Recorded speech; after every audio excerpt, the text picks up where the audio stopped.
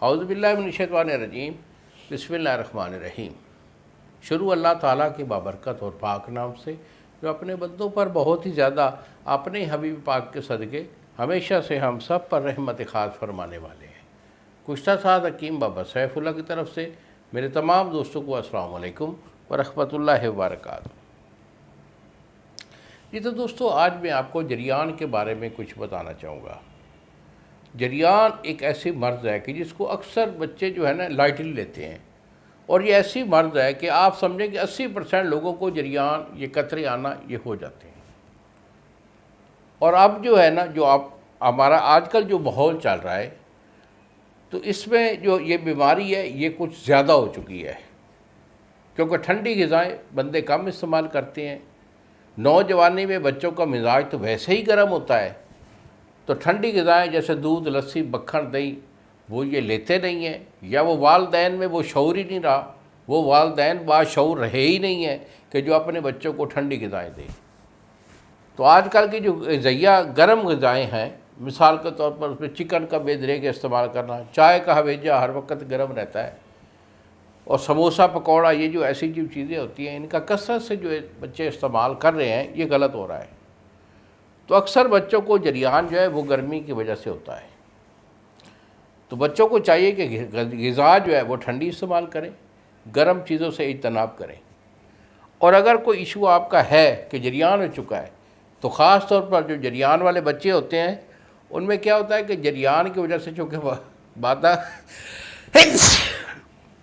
الحمدللہ سوری تو جریان کی وجہ سے چونکہ ان کا معدہ جو ہے وہ پتلا ہو جاتا ہے، اور پتلا ہو کر وہ بہنا شروع کر دیتا ہے، جس کو ہم جریان کہتے ہیں۔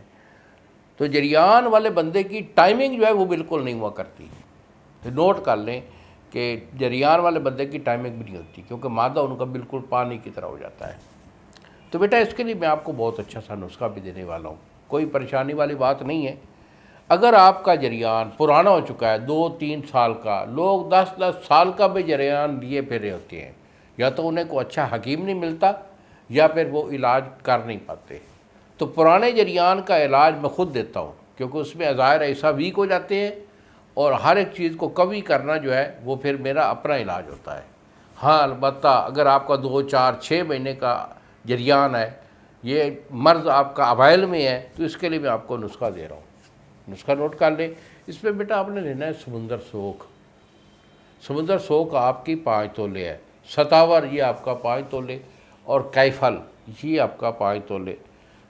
تخم تمر ہندی، یہ جو بڑی املی ہوتی ہے اس کو تمر ہندی بولتے ہیں۔ تو تخم تمر ہندی یہ آپ کے 5 تولے، اور جو کوزہ مصری ہے یہ آپ کی 1 پاؤ ہے۔ جملہ چیزوں کو آپ نے صفوف کر لینا ہے، صفوف کر کے اسے ڈبی میں محفوظ رکھیے۔ 1 چمچ صبح اور 1 چمچ شام پانی کے ساتھ اسے استعمال کیجیے۔